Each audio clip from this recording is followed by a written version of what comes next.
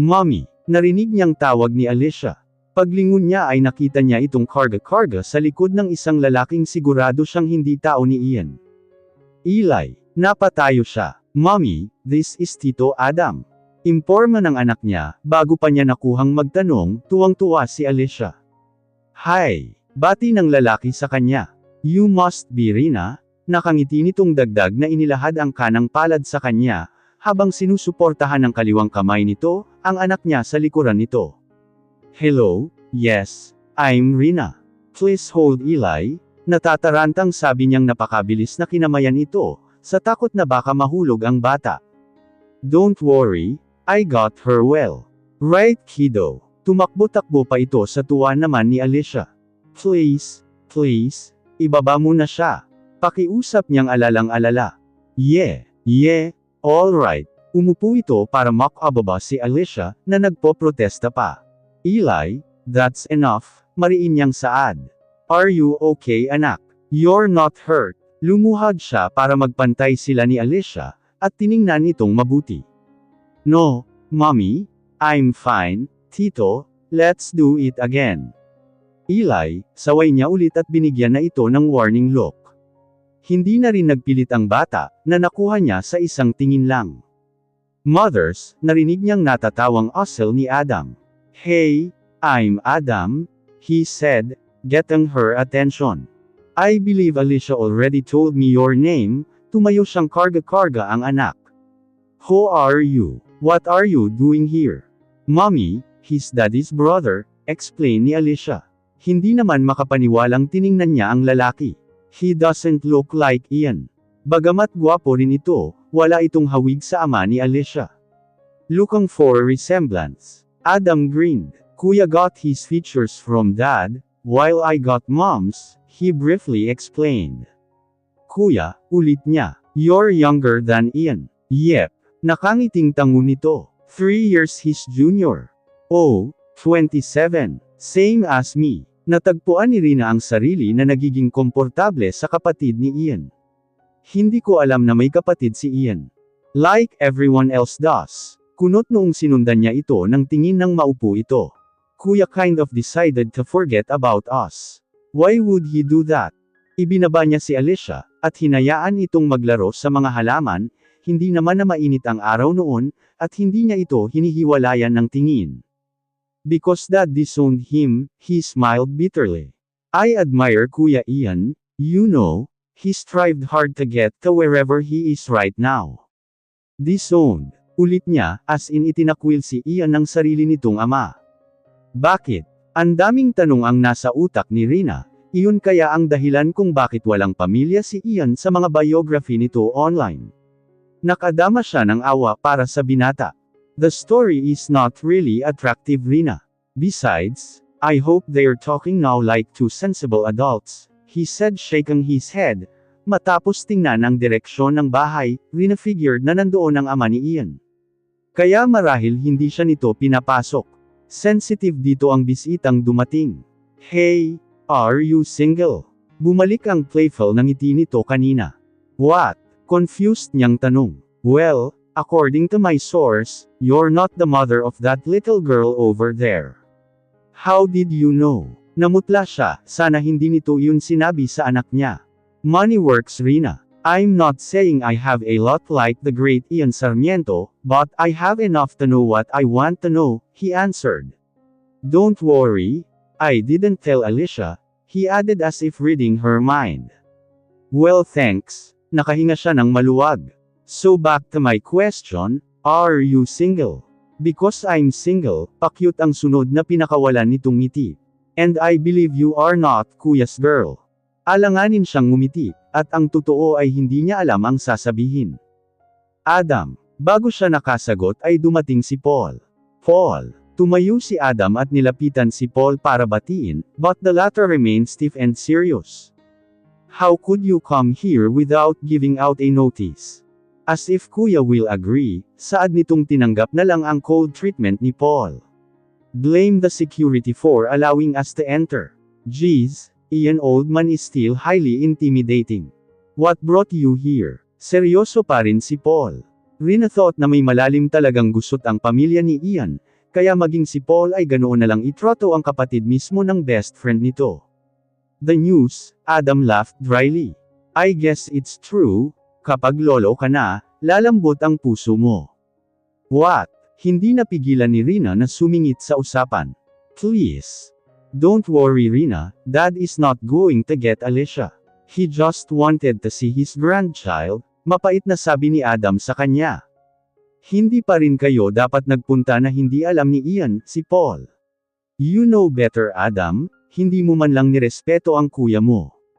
Don't make it sound like I don't care about my brother. Dumilim na rin ang itsura ni Adam pero nagpipigil ito, maybe recognizing na nasa teritoryo ito ng nakatatandang kapatid.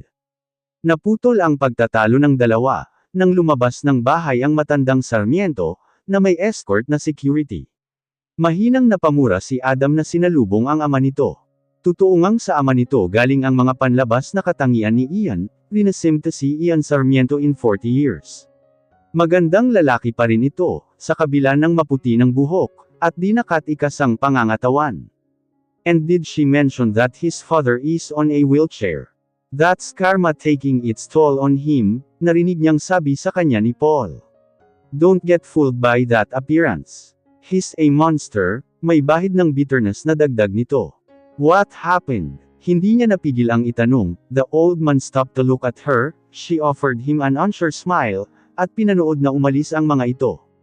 I'm not in the right place to tell you, Rina. Don't come near Ian yet. Tinapik siya sa balikat ni Paul, bago sinundan ang mga paalis na panauhin. Speaking of Ian, okay lang kaya ito? Rina fought the urge to look for him. Wag muna raw siyang lumapit sabi ni Paul. So kahit na sobrang na-curious na siya, pinigilan niya ang sarili. Hindi siya dapat manghimasok sa isang pampamilyang issue. Mommy, are they leaving? Tanong ni Alicia na nasa tabi na pala niya. Yes anak. Yumuko siya at kinarga ang bata. But I want to talk to Lolo and Tito Adam, malungkot na saad nito. I just met them. They will visit again Eli, alo niya. I'm going to miss them mommy. I'm sure they're going to miss you too, sabi na lang niya. Where is daddy? He's inside, but, you can't see him right now. Daddy is busy. Do you want to play dolls with mommy? Tuloy-tuloy niyang sabi bago ito sumimangot. Yes, masayang sabi ng bata, at ipinagpasalamat ni Rina na hindi na nang ulit pa si Alicia. She looked at the direction of the house once again. She wanted to see Ian. Would he be okay? Don't cross the line Rina. When Rina was 17, namatay ang kanyang ina sa sakit na cancer. A year later, her father remarried and as requested by his new wife, kicked her out of his life. 9 years after leaving home, Rina didn't have the slightest idea kung okay lang ba ang kanyang ama. Magsisinungaling siya kung sasabihin niyang wala na siyang pakialam. She still cares about her father, pero pinipigilan siya ng takot na balikan ito. Fear of being rejected again by the man, na dapat ay naging karamay niya noong nawalan siya ng ina. Pero hindi ibig sabihin noon na hindi na niya mahal ang ama. If she would be given a chance, babalikan niya ito. Who are you kidding Rina? Nasa iyo ang lahat ng pagkakataon, para bisitahin ang iyong ama pero hindi mo ginawa, sambat ng utak niya. Okay, siguro nga masama ang loob niya. Who wouldn't? Hindi siya nito pinili noon. He probably wouldn't now. Hinayaan ito noon na mabuhay siyang mag-isa, sa halip na sinamahan sa pinakamadilim na bahagi ng buhay niya. He is still my father. I know he loves me. Hindi lang siya naging matapang noon para ipaglaban ako. Rina decided na hahanap siya ng oras para bumalik sa probinsya nila. She owed her father 9 years of no communication. Perhaps this whole situation about Ian Sarmiento triggered something in her heart. No one should hate their parents. After all, walang mabubuhay na walang magulang. Mommy, where did daddy go? Malungkot na tanong ni Alicia sa kanya.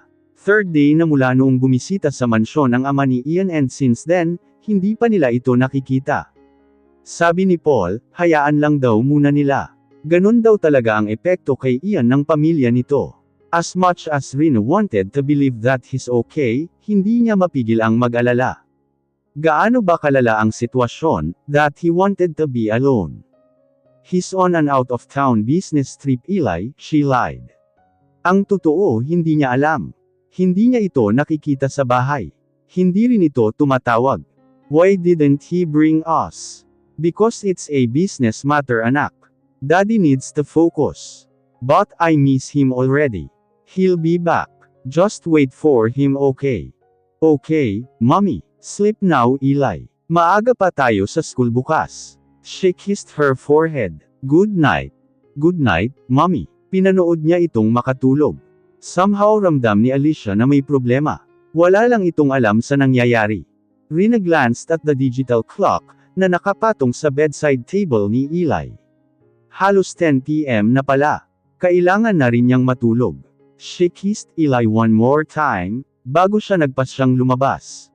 Pipihitin na lang niya ang doorknob, nang bumukas ang pinto at pumasok si Ian. Ian, gulat niyang tanong na bahagyang tinakpan ang bibig para hindi magising si Alicia. She could feel na bumilis ng kaunti ang tibok ng puso niya, at the sight of Eli's father, Rina realized that she missed him. Rina, mahinang asal nito, hindi ngumiti. Few awkward seconds passed, and they found themselves on the balcony of Alicia's room. Nakatanaw lang sa malayo si Ian, habang nasa bulsa nito ang dalawa nitong kamay. Hindi siya nito kinakausap, pero hindi rin naman siya pinapaalis. So Rina figured that maybe he just wanted a silent company. Lihim lang niya itong pinagmamasdan. Lihim na hinahangaan ang mala Adonis nitong itsura, na akmang-akma sa magandang tanawin ng mga nagkikislapang bituin sa kalangitan. Ian Sarmiento was almost perfect, only that he was lonely. Nasa mga mata nito ang lumbay, that Rina wished she could help him ease away some of his pain. If only she could. I was 15, narinig niyang sabi ni Ian, makalipas pa ang ilang sandali. Adam was 12, we were in LA, and he went alone to his friend's house and got drunk. Imagine your 12-year-old brother getting drunk, and calling you in the middle of the night asking you to fetch him. I was so worried. So pumunta ako. Dapat ako lang. Kaso nalaman ni Mama, and she decided to come. He stopped at lumunok na parabang napakahirap sabihin ng kasunod sa kwento nito. Ako ang nag-drive, kasi hindi marunong si Mama. I know how to drive, Rina. So I was confident to go out in the middle of the night to get Adam. I wish I didn't. If I could go back to that night, I will tell Adam to stay in his friend's house, and I'll come get him in the morning. That night, I lost my mom. Nakita niya ang mariin nitong pagpikit, na parang pinipigilang tumulo ang mga luha nito. Car accident. We were hit by another car with a drunk driver. I didn't see it coming. It was my fault. I did everything to save her, but I lost consciousness. When I woke up, she's already gone. I haven't even said goodbye. Dad blamed me. Dapat hindi ko raw sinama si Mama. Dapat ako lang daw. Dapat ako ang namatay at hindi si Mama. Sinadya ko raw na sa side ni Mama ang tamaan ng impact. He couldn't forgive me, Rina. Kahit lumuhad ako. Kahit anong gawin ko, he just couldn't forgive me. And as if the cold treatment wasn't enough, he disowned me. He didn't want to do anything with me anymore. It wasn't your fault, Ian. Mahinang sabi niya. No one would endanger his own mother intentionally. She wasn't my biological mother, Rina. My real mom died when she gave birth to me. But heaven knows I loved her like my own mother. She was so kind to me, and how did I repay her? I led her to her death. His voice broke. No, Ian. Even if it wasn't you she was with in that car, she would still die, simply because it was her time to go. You don't understand, Rina. She's the only one who loved me. Mas naging totoong magulang ko pa siya. Dad already hated me from the time he lost my mother, while giving birth to me.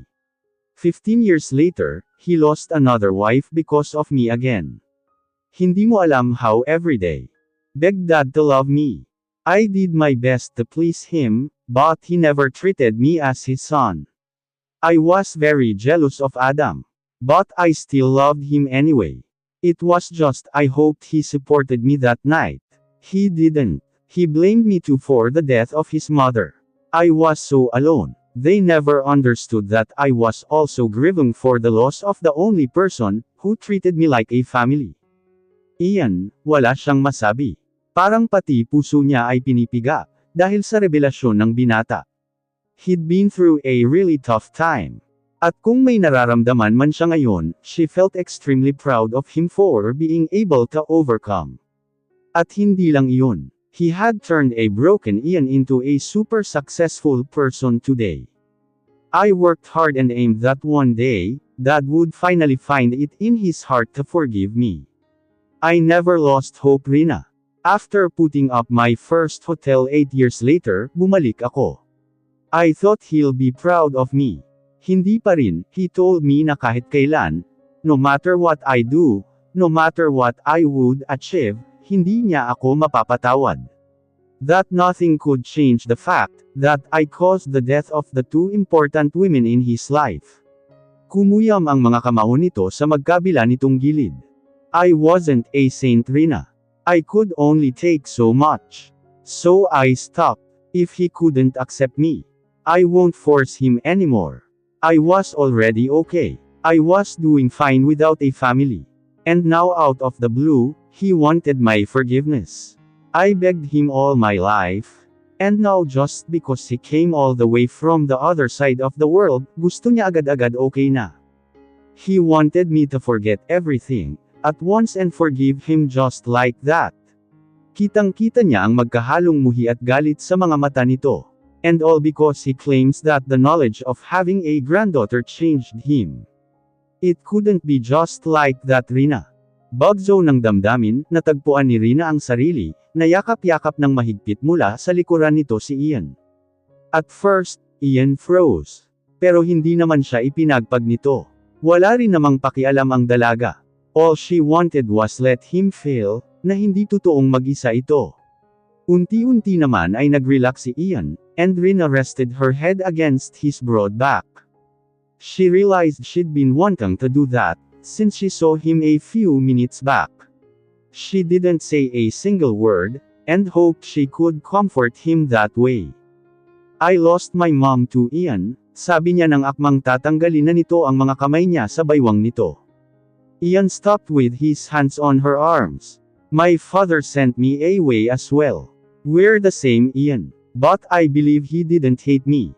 He was just a coward to give in to his new wife's request. I didn't hate him either. Siguro masama lang ang loob ko. Pinili kasi niya ang bago niyang pamilya over me. I was his child to start with. His child with the woman he promised to love forever, but just died too soon. It broke me too. But I realized, he is still my father. And when I get a chance, I'll visit him. I'm not telling you to forgive your dad at once, Ian. You deserve all the time you can get to think about it. No one has the right to pressure you, when you have suffered so much because of them. But make sure you don't take too long and make it too late. Itinaas niya ang kamay sa tapat ng dibdib nito.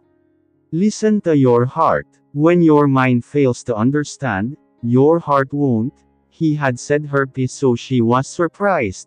Nang biglang kumala sa yakap niya si Ian, at hinhila siya para ikulong sa sarili nitong yakap. Thanks, Rina, he murmured before planting a kiss on her hair. Rina smiled against his chest. That position was so much better than when she was the one hugging him. He didn't say anything again. But Rina was okay with that. Hindi naman kailangang sabihin agad ni Ian na napatawad na nito ang ama nito. A wounded heart doesn't heal at once. It will take time. At si Ian lang ang makakapagsabi kung handa na ba ang puso nito na magpatawad. Pagkapasok nila ulit sa loob ng kwarto ni Alicia, they were surprised to find her wide awake while sitting on her bed. May malaking ngiti sa mga labi nito habang nakatingin sa kanila. Apparently the child have been watching their silhouette through the curtains. Eli, why are you awake? Si Ian ang naunang lumapit sa anak nito. I heard you when you came. Tugon nito na agad yamakap sa ama. I missed you so much, Daddy. Rina was at a loss for words. Nagising pala ang bata all along, and yet she waited patiently until she and Ian were done talking. I missed you too, anak. Mahigpit din itong yamakap kay Eli. Rina was in awe at the sight of them. Naiintindihan na niya ang galit ni Ian noon, nang malaman nitong may anak pala ito. He didn't want his child to grow up without a father. And he was trying to be the best father to Alicia, even when he never experienced how to have one. Can you sleep here tonight? Nagpapi-ay si Alicia. You and mommy. Nagkatinginan muna sila ni Ian. And Rina could swear na hindi niya maarak ang ngiting sumili sa mga labi nito bago ito tumango kay Alicia. Of course, Eli, he said at nauna na itong nahiga sa right side ng kama ng anak nito. Mommy, hinintay siya ni Alicia na pamwesto rin sa kaliwang side. Rina complied nervously. Rina, it wasn't like you're really a family. Do it for Alicia's sake. Yes, for Alicia. Nahiga rin siya at nahiga na rin ang bata. Alicia was too happy to sense the awkwardness of her request. She easily drifted off to sleep. When Rina was sure na tulog na ang bata, she decided na tama na ang pagpapanggap. Babangon na lang siya, nang maramdaman niya ang kamay ni Ian sa braso niyang nakayakap kay Eli. Stay, Rina, he said before murmuring a good night. Night to Ian, she answered na hindi niya alam kung narinig ng binata. She was so overwhelmed. Her mind refused to think straight. So instead of fighting with her mind, she allowed herself to be swallowed by the dark. Rina fell asleep too fast. Bukas na lang niya iisipin ang lahat. Bukas na lang niya i-analyze ang mga pangyayari ngayong gabi.